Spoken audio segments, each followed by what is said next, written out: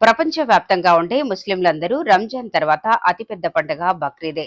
బక్రీద్ అంటే బకర్ ఈద్ అని అర్థం. బకర్ అంటే మూగజీవి, ఈద్ అంటే పండుగ అని అర్థం. ఇస్లాం క్యాలెండర్ ప్రకారం జిల్హజా మాసంలో 10వ రోజున బక్రీద్ పండుగను జరుపుకుంటారు. ఈ కాలంలో ముస్లింలు వలసలు ఎక్కువగా వెళ్తారు. హిజ్రీ అంటే వలస వెళ్లటం అని అర్థం.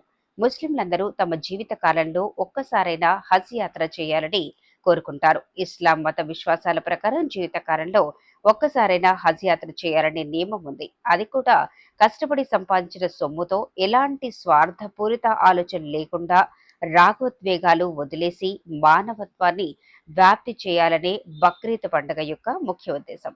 ఇదే సమయంలో కుర్బానీ ఇస్తారు కాబట్టి దీన్ని ఈదిల్ కుర్బానీ అని కూడా పిలుస్తారు. రంజాన్ మాసం ముగిసిన 70 రోజులకు ఈద్ అజ్హా పండుగ వస్తుంది. ముస్లింలు అత్యంత పవిత్రమైన యాత్రగా భావించే హజ్ యాత్ర కూడా ఇదే సమయంలో ప్రారంభమవుతుంది. ఈ సందర్భంగా కుర్బానీ సంప్రదాయం ఎప్పుడు ప్రారంభమైంది, బక్రీద్ ప్రాముఖ్యతలేంటో ఇప్పుడు తెలుసుకుందాం.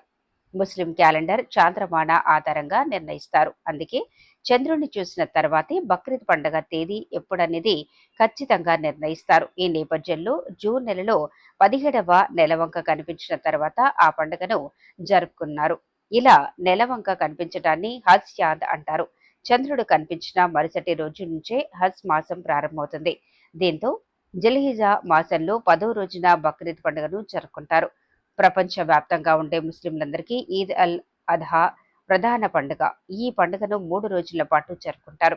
ఈ సమయంలో తమ ప్రియతమ వస్తువులను త్యాగం చేయని దేవుడు చెప్పినట్లుగా ప్రవక్త అబ్రహం తన కుమారుడు ఇస్మాయిల్ను త్యాగం చేసేందుకు సిద్ధపడ్డాడు.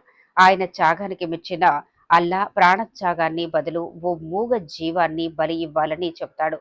అప్పటి నుంచి ప్రతి సంవత్సరం బక్రీద్ పండుగ రోజున కుర్బానీ ఇవ్వటం ఆనవాయితీగా వస్తుంది.